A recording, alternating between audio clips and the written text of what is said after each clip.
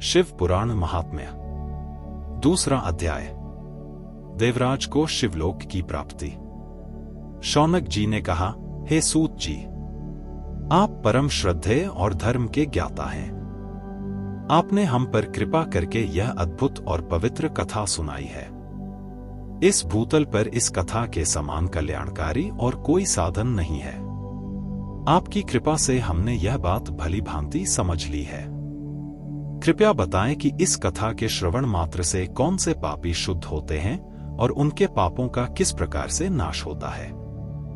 इस जगत को कृतार्थ करने हेतु कृपया हमें इस विषय में विस्तार पूर्वक बताएं। सूत जी बोले, हे मुने, जो व्यक्ति पाप, अत्याचार, काम, क्रोध, मद और लोभ में निरंतर डूबे रहते हैं, वे भी शिव पुराण का पाठ करने या उसे श्रवण करने से शुद्ध हो जाते हैं और उनके समस्त पापों का नाश हो जाता है।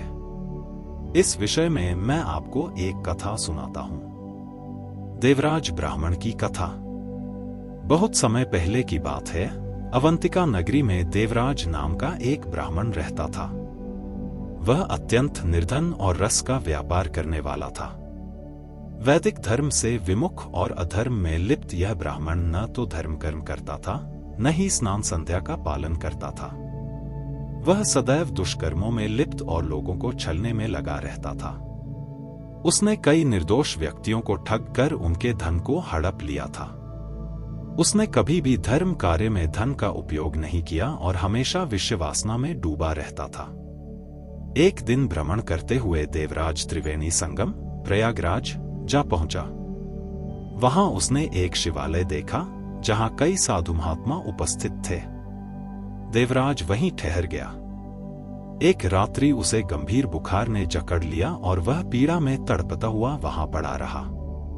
उसी समय वहां एक संत द्वारा शिव पुराण का पाठ हो रहा था। बुखार से पीड़ित देवराज ने उस कथा को ध्यानपूर्वक सुना और उसे सुनने से उसके हृदय में पवित्रता का संचार हुआ। 1 माह तक वह निरंतर शिव पुराण की कथा सुनता रहा। इसके पश्चात उसकी मृत्यु हो गई। यमराज के दूत उसे बांधकर यमलोक ले जाने लगे। उसी समय भगवान शिव के गण प्रकट हुए और उन्होंने देवराज को यमदूतों से मुक्त कर दिया।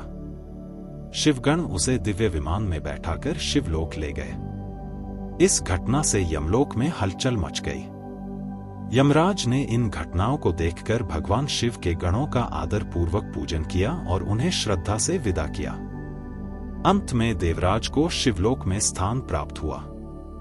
शौनक जी ने कहा, हे सूत जी, आपकी कृपा से यह कथा सुनकर मेरा हृदय आनंदित हो गया है। कृपया शिव महिमा से संबंधित ऐसी ही अन्य पवित्र कथाएं भी सुनाएं। यदि आपको यह कथा पसंद आई हो तो कृपया चैनल को सब्सक्राइब करें और हमारे साथ हर दिन नई कथाओं का ज्ञान प्राप्त करें।